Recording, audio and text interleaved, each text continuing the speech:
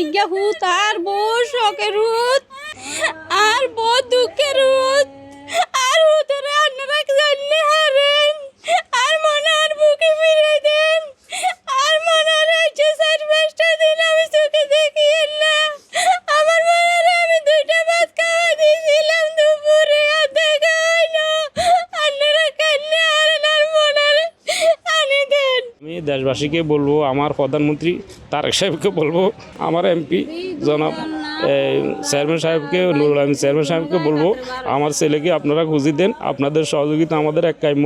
আমি পুরা দেশবাসীকে অনুরোধ করব, আমার ছেলেটাকে আমার বুকে ফিরিয়ে দেন।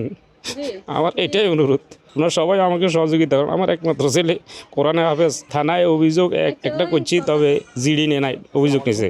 ওনারা বলতেছে যে কে নিছে ওই ধরনের তো ইনফরমেশন নাই, এরা তো সবাই সমান, এই জন্য অভিযোগ লিখে রাখছে, কিন্তু ওই জিডিটা নেয় নাই।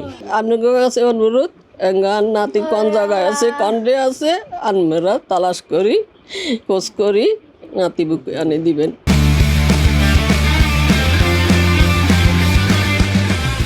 আমি হচ্ছে এই যে 3 নম্বর ছেলে তৌসিফের খালাতো ভাই আর কি। তৌসিফ আমাদের এখানে ঈদের আগে, কোরবানি ঈদের আগে আমাদের বাড়িতে আসছিল, প্রায় 10-12 দিন আমাদের বাড়িতে ছিল, এমনকি আমাদের সাথে কোরবানও করছে। যেহেতু ওরা কোরবান করে না, আমাদের সাথে আসি কোরবান করে ওরা একসাথে। তো পরে এখানে থাকার পর কোরবানের পরে আম্মু নিয়ে গিয়ে ওকে ওদের বাসায় দিয়ে আসছে। মানে তখন একসাথে থাকার সময় এদের সাথে খেলাধুলা করছে, একসাথে ঘোরাফেরা করছে, এরকম এদের সাথে পরিচয়। বাইরে তো আমার চাচা তো বাইরেই হয় এই দুটোটা, তো এই ক্ষেত্রে সাথে দুষ্টামি করতো। পরে আম্মু যখন দিয়ে আসার পর ওরা তৌসিফ ওইখান থেকে ওরা মানে দুজন যোগাযোগ করতো আর কি, মানে ফোনে কথা হইতো। ওর আম্মুর ফোন থেকে আব্বুর ফোনে কল দিত, ফোনে কল দিয়ে কথা হইতো ওরা যখন বাড়িতে থাকতো আর কি।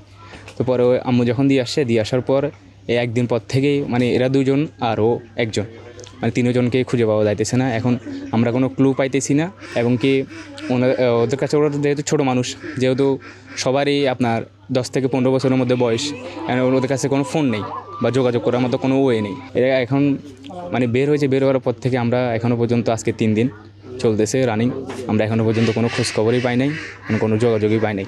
আমাদের থানা এলাকায় 14 বছরের 3টি শিশু একসাথে নিখোঁজ হয়েছে বলে তাদের গার্ডিয়ান থানায় একটি অভিযোগ দেন।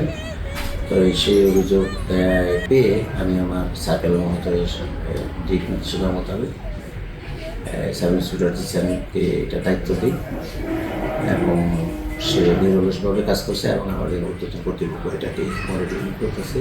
যেহেতু তাদের বিষয়টা টেকনোলজির বাহিরে, যেহেতু তাদের বয়স 14, তো সেই হিসাবে আমরা এটি অধিক প্রায়োরিটির ভিত্তিতে কাজ করছি। আশা করি এটা তথ্য উদ্ঘাটন হবে এবং